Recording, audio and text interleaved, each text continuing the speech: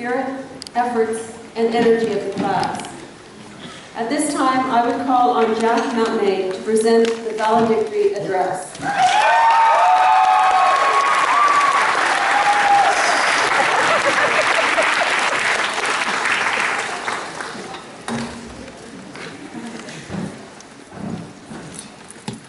Before I get started, I'd just like to thank my parents, my mom and my dad, who are sitting right there in the audience. I would not be the person that I am today without you guys, so thank you.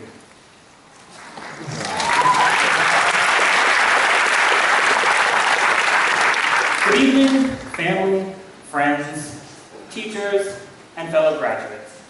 Before I commence, I would just like to say, Colin appreciates my jokes. I would just like to say that I'm honored to have been selected to represent PASS's graduating class of 2014. For those of you who don't know me, my name is Jack Mountain, and I will be your valedictorian for this evening. Now that all those formalities are out of the way, let's begin. Walking through these halls again, 4 months after leaving the high school chapter of my life behind, I realized a few important things. The first is that if windows and natural lighting were your friends, that this building definitely sits alone at lunch. I've also realized that back in 1967, when Thomas A. Stewart was built, there must have been some weird architectural movement in which architects thought it would be a good idea to build everything backwards. Let me tell you something. Terrible idea. The back of this school is absolutely beautiful, and the front looks like a brick wall. But I think the most important thing I've learned throughout high school is this, and I cannot stress this enough.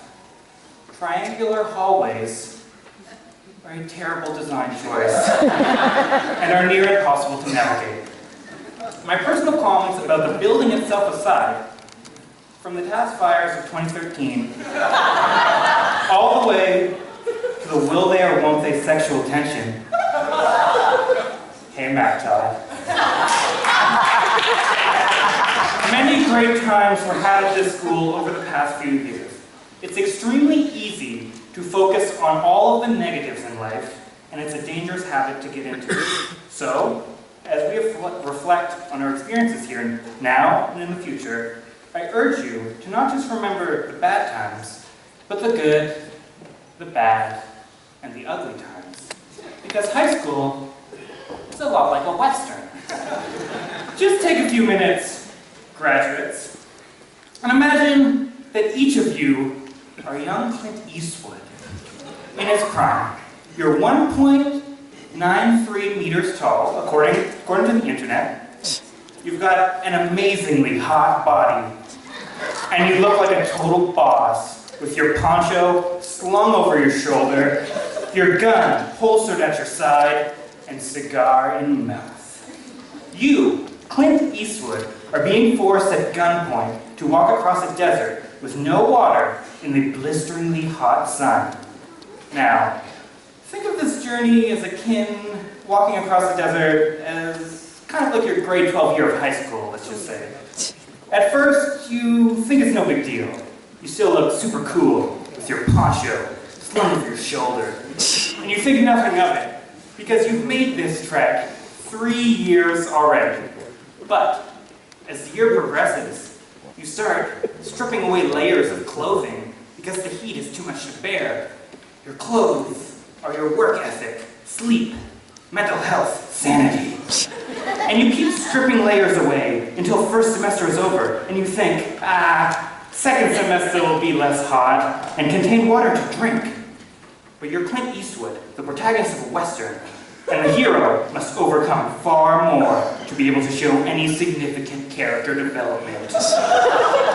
So second semester begins, and you're feeling okay about everything, but by the time April hits, you're already crawling on all fours, completely naked, and you may think that's okay because you're young Clint Eastwood and you look hot, not just because of the heat, but because you're a sexy man.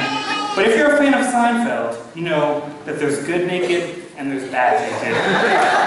And this is definitely bad naked. And by the end of grade 12, you look like a modern-day Clint Eastwood, crawling naked across a desert.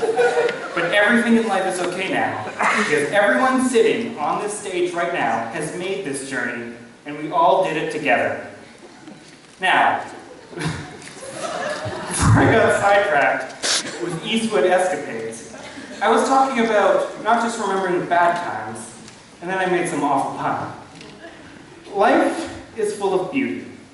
This is where it gets serious. Life's full of beauty, and it's up to each and every one of us to see and appreciate this beauty. From the leaves of fall blowing in the wind, sending a barrage of color through the air as a reminder that winter is coming, to Kevin Spacey's face and acting abilities.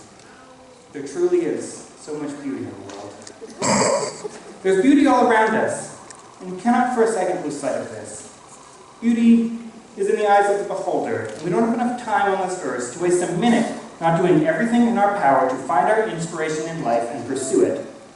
With all of the paths and opportunities available to us at this critical stage in life, it can be extremely difficult, if not impossible, to know with any certainty what it is exactly you want to do with your life.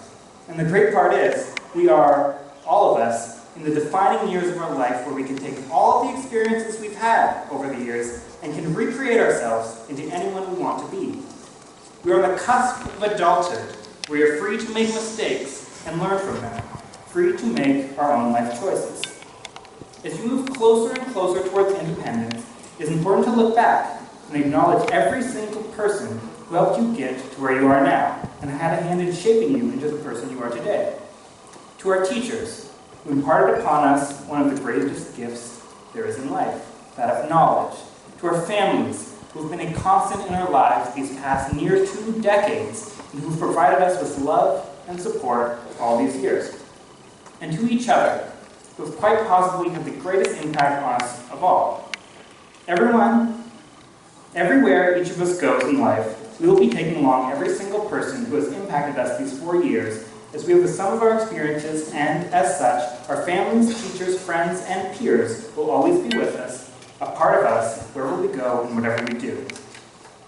To quote the modern philosopher, Mewtwo, from Pokemon, the first movie, I now see that the circumstances of one's birth are irrelevant. It is what you do with the gift of life that determines who you are. Let that be a lesson. Pokemon teaches you things. Deep things. Although it's important to reflect upon our origins and recognize the impact those we love have had on our lives, we cannot let our past limit or hold us back in any way. We cannot let high school define us for the rest of our lives. We must instead take the experiences we've had over the past 4 years and grow as a person because of it. Now is the time of self-discovery, of personal growth, as it is what you do with the gift of life that determines who you are. In the novel, Alice's Adventures in Wonderland by Lewis Carroll, the Mad Hatter presents Alice with the following riddle. Why is a raven like a writing desk? This question was intended to have no answer. Akin to life, it is up to each of us to come up with our own unique response.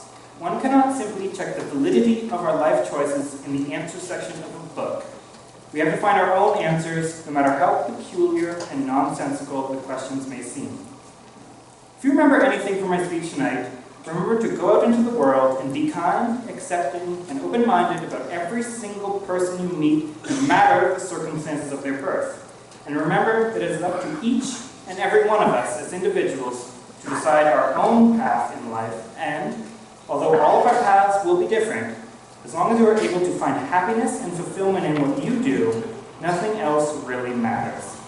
Sadly, tonight will be the last in which we are all together.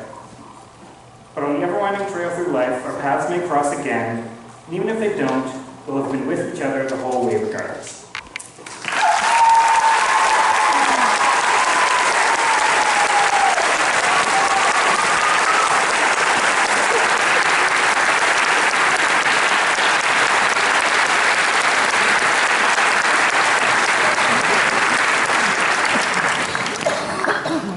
Can I ask